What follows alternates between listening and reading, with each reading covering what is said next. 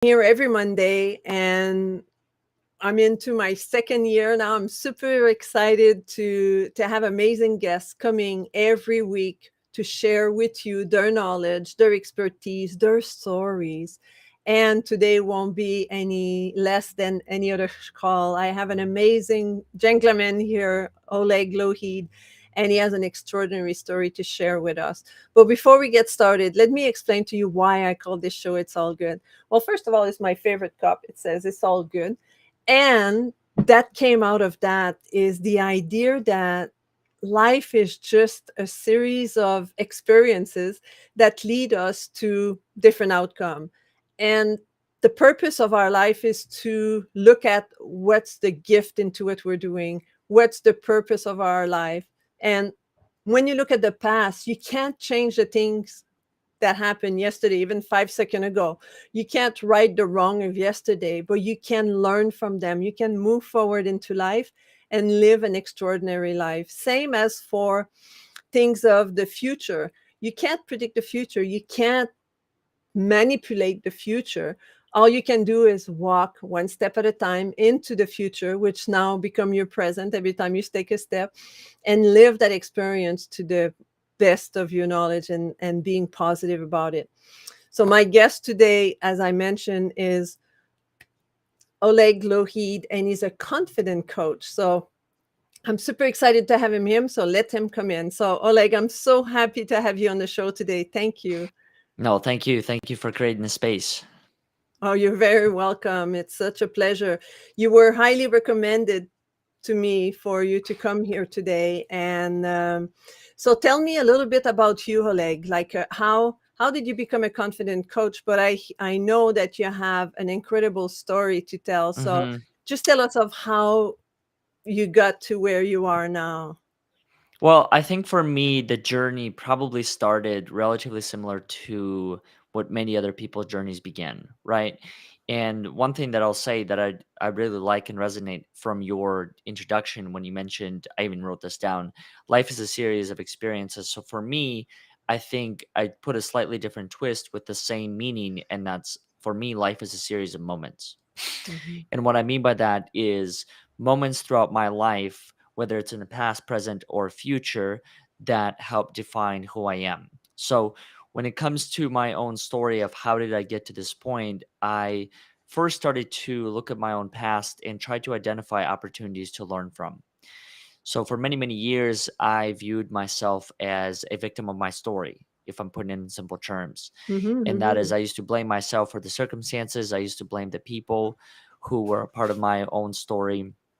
And what I realized after a while was that that particular mindset and outlook in life was not the most productive one. Mhm. And the reason why is because it led me down paths that I did not want to be on. I think there's a certain point, and I can only speak for myself, where I realized that the path that I was on was not the path that felt like the path that I wanted to be on. Right. And I think that's where I think the turning point for me started to take. And that's, I started to look at my own life and all the previous circumstances of my life and ask myself the question of not necessarily why me, but more so why not you, right? Uh-huh. Why weren't you the one that was meant to go through all these different challenges in life in order to be able to get to this point? Which is, I think, the one of the key components that has actually led me to this point, and that's understanding that my life, especially in my past, is an opportunity to learn from and to implement as much as I can in order to be the present and the future self that I'm building towards. Hmm. Yeah, that's great. I wonderful. And but I would love to, if you're comfortable with that, to talk to me a Sure. little bit about your childhood, of like the experience you had in your childhood and the different step you took for yourself as Sure. you made some major decision. So for me, the childhood, it was challenging. And it was challenging in many different regards. I didn't really have a set of parents to rely on. I was forced to become an adult from a very young age. And the decision that you mentioned is a decision that I had to make when I was 9 years old. And essentially, I had to give up my parents' rights. I ended up going into an orphanage where I lived there for 3 years, from 9 So to you 12. divorced your parent. in some Yeah, way. I relinquished their rights, correct. It Yeah. and my essentially because I was still young, the state had to become my legal guardian because and I don't know if this is universal or only the law in Russia, but if you make a decision like that prior to 18, you have to have some form of guardianship. Mhm, And so mhm. for me, the guardianship became the state. Yeah. I lived in an orphanage for about 3 years, from 9 to 12, and then was able to be adopted by a family from Ann Arbor, Michigan. And that's where I think my life turned once again. So when I think about my life and I think about those defining moments throughout my life, the first one was when I was 9, the second one when I was 12.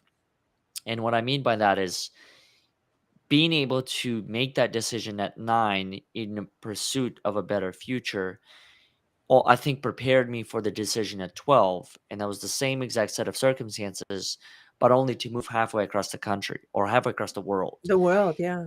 into a completely different country, new language, new New culture, language. new everything, right? And I think that's where the turning point became for me. And that's I started to realize that so much of my past and so much of my childhood dictated the way that I lived life prior to that moment.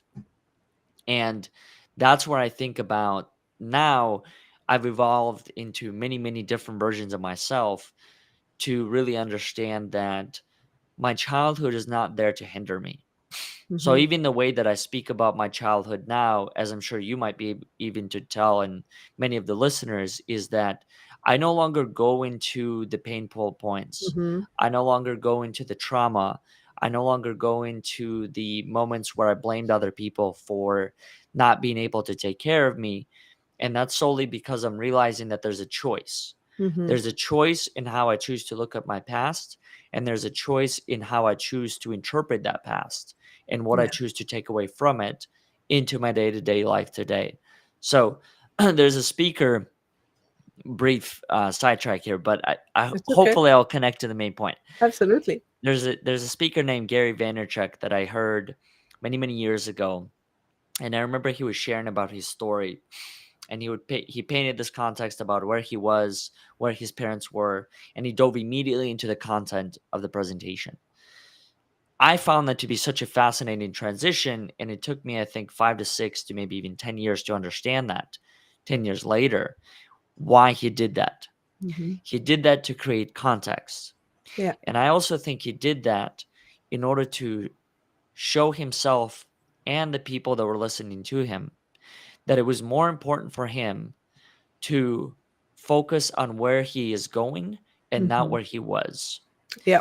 And I think that's the key differentiator between the two is ultimately how do you choose to use your past, right? Like you mentioned at the beginning of the show before you invited me onto the platform is the importance of using your past as an opportunity to learn for the future, right? And I think that is the same exact decision, in my opinion, that's available to each and every single one of us is that opportunity. Mhm. Now, is it easy to get there? My experience has taught me it's not. It's taken me many years to get to this point, but it is possible. Yeah. And I think for me, just knowing that the possibility was a thing, that was enough for me to be able to take the next step forward. Mhm. Mhm. And how has, because at 9 o'clock, I can't imagine myself. I can't. I Sure. tried to see myself when I was 9 years old. Right. The being able to make such a huge decision in your life to really take control of your life and say, this is what I want. I don't want to Yes. go there. But moving forward to today, how has your life been moving forward with I'm sure you still have that strength of confidence whenever you make a decision, and that's why you're a confidence coach, I imagine, being able to help people make those type of decision and have the confidence to do that. So is that how that led you to become a confidence coach, or how did you become like a confidence coach through that? Like that's the link I see, but I might be wrong. It's a good question. So, to be completely honest with you, I don't know. I don't fully know what led me to the point as a 9-year-old kid, what gave me the strength, the confidence, the courage to be able to make that decision. And the only reason why I say that is because in reflecting upon my past, I couldn't really think. I mean, yes, there were moments leading up to that moment that probably gave me enough of a perspective that there is another way to live a life and to experience what I was going through. So Mhm. I think that probably influenced the level of confidence I needed to have to make that decision. How has that particular moment impacted who I am today? I think that that moment is not necessarily even the most important moment. And what I mean by that is, I don't think there is any moment that is more defining than the others. Mhm. And the reason why I say that is because I think when I used to think of certain moments and I would say, okay, this was a moment that helped me get here, this was a Mhm. moment that helped me get there. Yeah. The only reason why it's defining is because I'm choosing to define it, Yeah. right? When the reality is that there were thousands of other moments that led to that moment. Yeah. And all of them could be as equally as important as the defining one at Yeah. 9, 12, 24, whatever the stage was.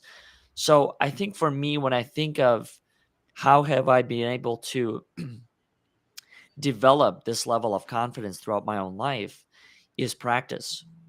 In simple terms, I try to put everything that I learn, everything that I'm surrounded with, into application as quickly as possible. So whether it's from conversations, books, audiobooks, podcasts, whatever it might be, whatever that source is, I try to put it into action in order to try and understand, how is this applicable in my own life? Mhm. How can I use it? How is it relevant? So that's my long story longer to your question of how have I been able to get here, is a daily practice Yeah. in simple terms, Mhm. putting it to use and really trying to understand, how do I further develop this into a skill, right? Because we all have to start somewhere. And I think that's the really cool part about this journey, is that regardless of who you are, you were once a beginner at something. Mm. And I find that to be a really very critical caveat to this whole story, is remembering that at any point, everyone was once a beginner with anything that it is that they're doing today. Yeah.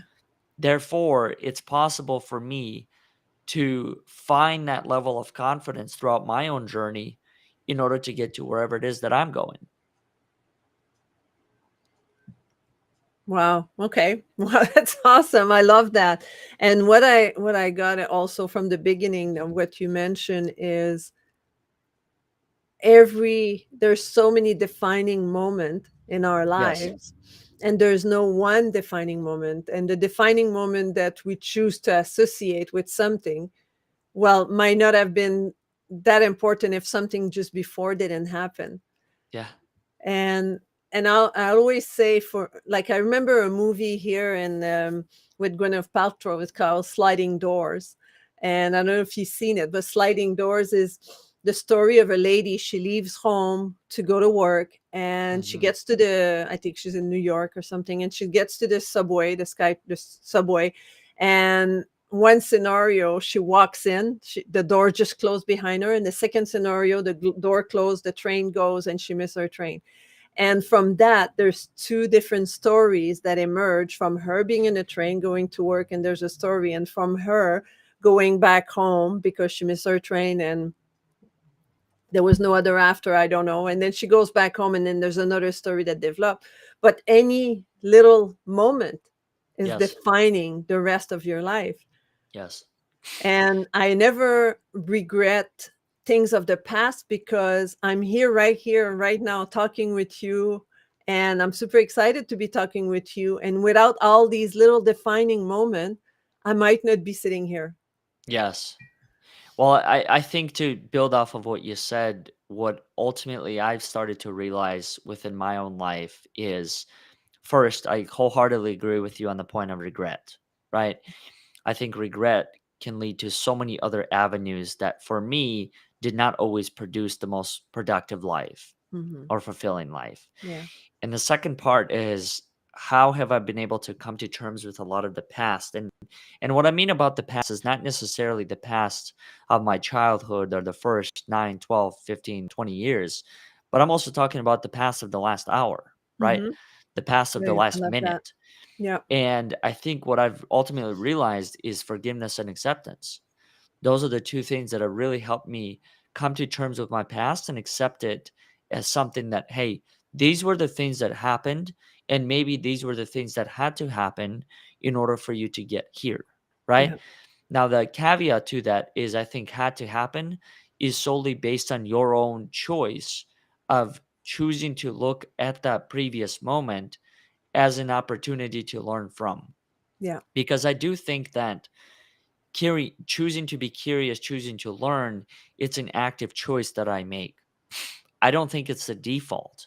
I don't think I wake up and all of a sudden, yeah, I'm just actively engaged and learning from the things. I think it's a choice, right? Absolutely. Yeah, I To agree look with at you your with that. environment, to look at your stories, to look at the people in one's life, Yeah. and choose to ask myself sometimes these difficult questions. There's another movie, while we're on the subject of movies, that I watched that I can relate to, called The Adjustment Bureau. Oh, never heard of Have it. you The seen it? Adjustment Bureau. Okay. Yes, it's a movie with Matt Damon, and essentially the whole concept is that there is him, and then there's this lady that he ends up meeting down the road.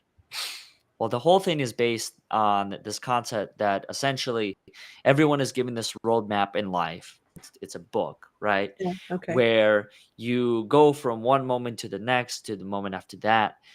And the purpose of this movie is to show or to highlight what were to happen if you were to accidentally go on to a different path, right? So instead of you're picking up your coffee at 9 a.m. in the morning, what if you were late that day? Mhm. How does that impact the rest of your trajectory? And do you get hit by that bus or do you not? Is that Exactly. five Exactly. minute difference enough Yeah. between the two? Yeah. And so I think what I picked up from that particular movie is the importance of having willpower, right? Having the ability to choose. So even in situations when I am late, yes, I could sit and think about all the different things that could and could not happen, or I could choose to act upon that and know that there is some sort of math map that I'm creating to move forward with to build my own future. So yes. That was the one that I could relate to. I couldn't relate to the first one because I have not seen it yet. Yeah, yeah, yeah. But I think like I love it's sort of the same premise in some ways, right? Sure. Yeah. Like arriving to get your coffee at 5:09 as opposed at 9:05 as opposed to 5 to 9. Yeah. You'll have somebody else in front of you, somebody else behind you. Yeah. Who knows what's going to happen, right? And that's what led me to say that every action that you took in your own life led you to here. Yeah. One little, and I love those sci-fi movies, since we're in movies, that say about, time traveling, and they say, "Oh, we can't change anything in the timeline because that would change everything." And it's true in some ways, in Yes. that sense, because any little different things I see, like right now I'm talking to you. Let's say we've talked tomorrow as opposed to today, which would not have been on that show, but anyway, then things would have been different. I would have experienced different thing in my day. Maybe I would have, maybe I would not have been able to do the show for whatever reason. Who knows what, Yeah. right? Like all the things, and we're here for a reason. And so tell me about your coaching business. I'm really curious to Mhm. see, you call yourself a confident coach, and who are your clients? Who are you working with? So I work primarily with people who are actively looking to rewrite their story and their Okay. narrative. And once again, I think it's not only the story of your past from childhood days, but also the story of your past from the last hour. And Mhm. what I primarily try to do to connect it back to your point of we can't change time, I do agree with that. I think that what we can change is how we choose to interpret the time that we spent, right? Yeah. And I think that's the main difference that I try to convey to a lot of the people that I work with is the importance of A, the fact that you have a choice, and B, that there's always a different interpretation that you can choose with any one of the events that you've experienced throughout your life. Mhm. As you mentioned, the whole concept of sliding doors. Did I get that right? Yeah, yeah. Okay, I was thinking revolving doors. Sliding doors, I think it's the same exact thing that can be applied to events, Mhm. right? You experience an event. A friend of mine once taught me that when everything's neutral, and to some degree, I do believe in that because I do believe that events, when you really think about it, as far as the events go, and I ask myself the question of what happened, right? Emotions aside, feelings, what I want to feel, how I want it to be, looking at the event from the perspective of what happened and then just being able to observe. And then from there, I get to choose the meaning that I assign to it. Yeah. So that's really what I try to do with a lot of the people that I work with is develop an observer's point of view when it comes to a lot of the events in order to be able to redefine and develop a new meaning around those events. Because I think that's the key, right? Nothing really changes throughout life. The events were It's the our events, perception. it's our perception. I think that's the biggest thing that changes. And the most fascinating thing about it for me is that once the perception changes, then everything else changes, right? How you feel, what you think, what you know. And I think that's the key to it all is how do you shift that? How do you rewrite that story? How do you shift that perspective in a way that is ultimately serving you to move forward? I Mhm. think for me, that's the key question. Yeah, wow. Yes, absolutely. And and like when you have, like, for example, like you can choose to like talking about a story, like how would you know whether you can operate from desperation or inspiration? Like we have a story, you can choose to go towards the dark side or you can choose to go towards the light.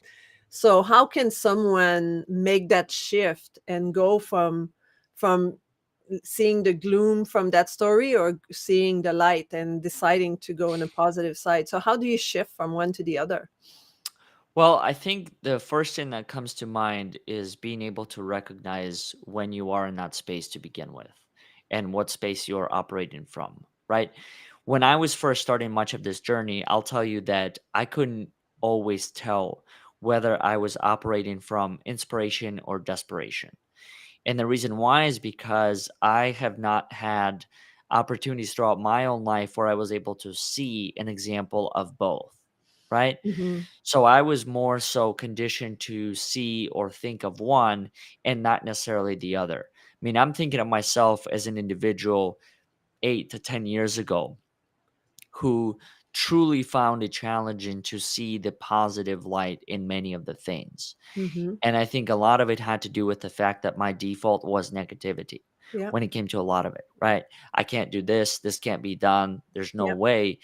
And then I started to realize through a series of books that I read along the way, one of them is called Think and Grow Rich by Napoleon Hmm. Hill, Yeah. that really made me realize the fact that you truly can think and grow rich from your thoughts alone. So that's the second part that played a big difference is understanding that thoughts can become words and words can become behaviors, Yeah. right? So becoming an observer of how I was operating, then all of a sudden actually changing the way that I was operating through my thoughts, my actions, the words that I choose to use. And that's where I think everything started to shift. So how do you transition from one to the other? I think the simple question to that is it starts with observation. Hmm. Where am I at right now? What am I experiencing? And then whether that's a form of journaling or speaking to someone close to them, that I think creates a space for other people, like myself included, that created that opportunity where I can almost hear myself, right? And then through hearing of myself, then I can better determine what is the language that I'm using with myself. Hmm. How am I telling the story of my past circumstances? And is that the story that I want to have moving forward? That was the ultimate question that I had to ask myself. Yeah. Yeah. And by doing that, like that's what I always refer people to when I do my coaching is first is awareness. In Sure. order to know, um, it's like our life is like a destination, right? Yeah. You're at point A and you want to go to point B. You want to change your behaviors. You want to reach a certain level at your work, or you want to make certain changes. You want to reduce your weight by 10 pounds. You are like, regardless, there's always a point A, point B. There's a goal. But it's like setting up your GPS. If you don't know, if you get into your car and let's say you're not plugged in into satellite, and you tell the GPS, okay, I want to go to that destination. I say, where are you from? Where do we start from? I have that when I go and Google a direction, right? They say, Yeah. what's your location? Where do you start from in order to get there? So that's the Yes. introspection you were talking about, the fact that you need to understand yourself. You need to have self analysis, to know what's inside of you. So when you make that shift from one to the other, it's that destination. It's realizing, do I want to have that type of behaviors? Do I want to have that type of experience? Do I want to experience that stress in that situation? Or do I want to be more peaceful and more at ease, or have a better flow into my life?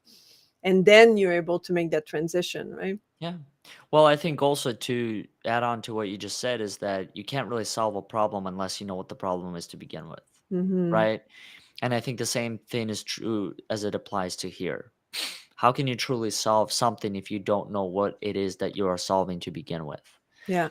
And it sounds so simple, right? When we're breaking all of this down into a 30-minute segment where we're able to essentially break down the essence of life and how do you rebuild some of these or deconstruct some of these narratives, Yeah. when the reality is that it's taken us 8 to 10 to 20 years to figure out, right? Yeah, yeah, and that's why Because people hire us, because we walk that path already, and we have a roadmap that we can help exactly. people follow. Exactly. And I think that's the beauty of being able to actively and intentionally to build your own life, is that it creates those opportunities for observation, for awareness, for reflection, for introspection. Yeah. So then you can build it as a framework for other people and provide tools for other people, including yourself. And Mhm. that's one thing that I'll just briefly share is that when I was first starting much of this work, I had made the decision to build a slightly different business model than the one that I was introduced to. So when I was learning about business many, many years ago, I was taught the approach of go out there, find a customer persona, and then build your business off of that. Well, the route that I chose to do is that I chose to become my own client of my own work. And the reason why is because I really wanted to understand that what is it that I'm building, and B, is it truly solving the problem that I think it's solving? Mhm. And I think that's the thing that differentiates many people in business and in life, is if you're doing anything, are you actually doing it yourself, and are you actually understanding what it is that you are doing, or is it more so just based on a customer that may or may not exist, right? The Yeah, only way to know is the only way to know is the way to experience, I think. And the only absolutely. way to experience is you have to live it. There's no other way to do it, at least Mhm. that I found. And that's where I think people like you and Scott and myself and so many others who step into spaces like this, that's what I think many of us are able to offer, is the fact that we've been able to live through many of these experiences and understood it in a way that not only makes sense to us, but also makes sense to other people. Yeah. Yeah. And I love what you're saying, like really our ideal clients are somebody like us. That's Yeah, where that is where we were 10 years ago. And if we can't apply our own, if we can't take our own medicine, whatever I want sure. my clients to do, this is something I'm doing myself. Yeah. It's not like the shoemaker that has hole in his shoes because he doesn't take care of himself. I think as a coach that is really effective is someone that would have walked the path that I want my clients to walk. I would have done the exercise that I want my clients to have. And I love that you said that you became your first client. You Mhm. walk the path that you're taking your clients to right now, and you have done that work, and you have experience whatever you want your clients to experience now. And that makes a huge difference, as opposed to just reading from a textbook and say, oh, okay, I'll try this today, Yes. something you never did yourself, but you're gonna have your clients or people you work with do that, right? Well, because much of this work is a practice, right? Yeah. I don't think there's any textbook that you could read that will give you the answers that you are looking for when it comes to confidence, courage, honesty, transparency, vulnerability. I Yeah. think many of those things are learned through practicing, through trying it out, through conversations with different people of different backgrounds. Yeah. Because I think in those conversations, I found that depending on who it is that I'm speaking with, I may or may not reveal a different aspect or different version of myself, right? Mm-hmm. Mm-hmm. I might feel more comfortable with one, therefore I'm able to demonstrate not necessarily higher or lower, but just a A different different. level of Yeah. confidence, right? Yeah. Different level of courage, different level of humility, vulnerability, all these other aspects. And that's, I think, one of the beauties of being able to put yourself in different situations, in different groups, different environments, is ultimately all of those become opportunities for you to learn and to grow from. Yeah. Yeah. That's really cool. So if people would like to know more about you, so how can they reach you? I have this here. So you are on LinkedIn, Facebook, and Instagram. Hmm. And Those are the primary three, and I would say outside of that, if people want to contact me directly through email, and that could be connect@overcomingodds.today. okay. And I would just say if anyone is interested in reaching out, LinkedIn's probably the go-to, and then Okay. Facebook, So they just have to add connect in front of overcoming Overcoming God in it Odds. dot Yep. com. Dot today. Mm-hmm. Dot today. Okay, dot Mm-hmm. today. Remember that, Yes. people. But that'll be in the show notes. So whenever you see that show, when it's recorded, and then it'll be below. Of After we course. do the show, I'll post it in the comments, so you'll have the information there. Well, that's super awesome. And do you have one last tip that you could give to our listeners before we close the show on how to perhaps become more confident? I think for me, what I'm starting to learn when it comes to my own confidence, because obviously in the recent years, I've grown in that subject, A, because I've put it into practice, and B, because I've been able to step into kind of different phases of it. What I ultimately say is that you will never know until you try. That's the first thing. So I think there is a tremendous opportunity to learn and to grow from trying. And I think the second part that I try to focus on is really focusing on the people that I'm surrounded with. So there's a quote that I came across many years ago, and it was, "You are the average of the 5 people you surround yourself with." Mm-hmm. Well, in one of my most recent conversation on a podcast that we had, I've actually had an opportunity to redefine that quote. And I don't believe it's you are necessarily the average of the 5 people you surround yourself with.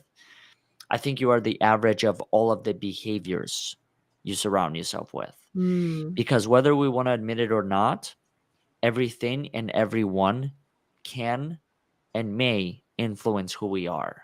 Mm-hmm. And it's not necessarily the 5. I think it's the 10, I think it's the 20, I think it's the 100 Mm-hmm. that do. Yeah. The key aspect in all that is the choice, right? To what degree and how do I want them to influence me? So that's the second tool that I'll just pass on to people, is just remember that no matter how difficult it might be, no matter where you might be, there's always a choice that you have within you to change the direction of where you're at. Mm. How is that? Mic drop. Poof. Yeah, we always have a choice. I always say in the morning when I wake up, and if we say that, right? I woke up on this wrong side of the bed. Like you wake up, you're grumpy, for example. It's like, well, Yeah, I can choose from that moment on. Do I really want to have a grumpy day, or do I have yeah. want to have a beautiful day? And I You get to can make choose your that reality. decision. Yes, I You get choose. to Yeah, choose your perception and yeah, how you engage, right? yeah. All these different things. I think the cool part about it is that you have a choice in how you engage. We And always have it. probably that's all we can ever do to some degree, in my opinion. When you mentioned at the beginning of the show that life is a series of experiences, and then for me, I said that life was a series of moments, all of that really just boils down to engagement, right? Yeah. How do you choose to engage with life? Yeah. And the cool Absolutely. part about life is that life is happening all around us, not Yeah. only in the human form, dogs, right? Plants, other insects, whatever it might be. I mean, I Yeah. can't tell you the number of times I get completely sidetracked of looking at ants and just how efficient they really are, Yeah. right? Have you ever done that? Just seeing Oh how yeah, you look efficient at them ants like are, they like go, they pick up the stuff, carrying it they from go a away, and tree then to a come back. Yeah. building, right? Like No, it's pretty one amazing. line, and then you see traffic going both ways, Yeah. Yeah. and yet there are no accidents. Yeah, absolutely, absolutely. I like watching birds on my patio. I have a water container Mm, where change the water regularly, and then I have finch that comes and bathe and drink and to look at their behaviors. And as summer arrives, there's like a couple, like they usually in pair. They travel in pair. So there's usually, like a female and a male finch. They come and they drink. But by the end of the summer, like we're now like we have like sometimes they come like 3 or 4 or 6 at a time, because I guess they've had baby and they teach their baby how. I don't know where all the other one are coming from, but it's like, hey, there's water source here, come and play, come and swim. But to look at their behaviors and the picking order, and nature is amazing. When you yes. look at, they do that without really fighting. But they Yeah. have their own picking order, and they know Yeah. who's the boss just by picking away, beep beep beep beep beep. They have their own form of engagement, Yeah, right? absolutely. So thank you so much, Oleg. It was such a pleasure to discover you, discover your story, discover your mind. You have a beautiful mind, and I'm so glad we got to know each other a little bit more here. So stay there. I'll be right back with you. Of course. Wow, that was amazing. I hope you enjoyed this show. Oleg is like, look him up and connect with him through LinkedIn, Facebook, and I'll post his email later. And it's a wonderful person to be in touch with. And also, I would like to remind you that just subscribe to my YouTube channel, which is youtube.com at Denise Belil, and click on subscribe, click on the little bell. So whenever I have a short video, whenever I have a long video coming up, you'll be notified, and then you can come and watch our episode. And you could also, if you want to talk with me, either want to be on my show. I'm always open to have new conversation with new people. If you think that you would be someone that could have benefit from being talking with me and talking to my audience, I would love to. Or if you would love to work with me, just book a call for a conversation at tiny.cc/talk with Denise.